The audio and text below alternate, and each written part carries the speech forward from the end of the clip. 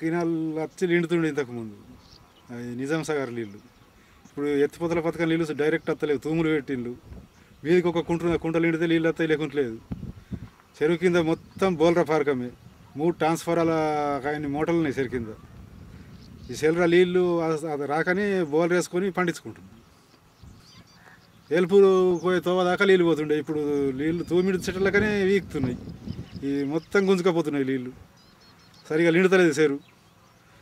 ఎత్తిపోతల పథకం వచ్చినా కానీ కాలాలు కరెక్ట్ లేక సెలరకు నీళ్ళు 2 రోజులు అంతులు ఇస్తున్నారు. ఆ 2 రోజులు నీళ్ళు కుంటలు నీళ్ళు అందటిలాగా బంద్ అవుతున్నది కాల, మళ్ళీ సెలరకు నీళ్ళు అందుతలేవు. ఇప్పుడు చెరువు ఉన్నా కానీ చెరువు గట్ట కిందనే బోర్లు ఉన్నాయి మొత్తం. ఇప్పుడు 10 ఏళ్ళ సంది సెలరు సరిగా ఇంతకుముందు లిండకు అన్నీ బోర్లు అయినాయి చెరు కింద. లిండినా కానీ అవి ఉండలేవు, నీళ్ళు అలిగేళ్ళేటట్టు వెళ్తలేవు, అలుగు మొత్తం కూలిపోయింది.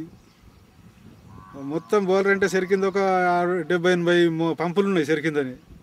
మొత్తం చెరు కింద తీస్తే ఒక 100 చిల్లర వెళ్తాయి పంపులు.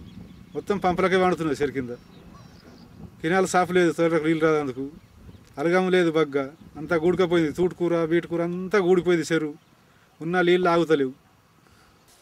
నేను 19 ఆనకాలము వేసుకిన మొత్తం పొలాలు పడుతుండే చెరు కింద.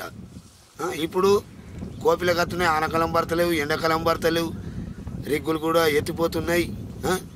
మరి మేము ఏ విధంగా బతకాలా? మరి చెప్పండి సార్ మీరే. మరి ఏమన్నా రైతులకు బతుకుతో ఎగురని చెప్పండి సార్ మీరు.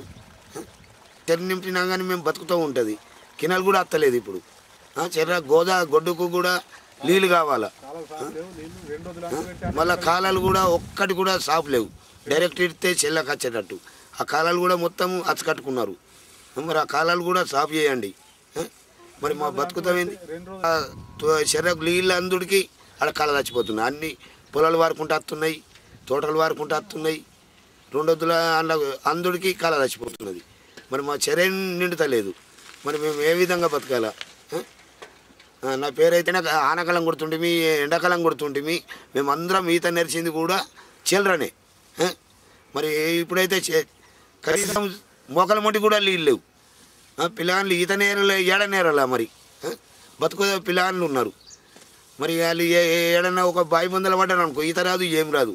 పిల్లగాళ్ళ బతుకుతో ఏంది? మరి మాకు శరీరం నిండితే అన్ని సౌలతులు ఉంటాయి.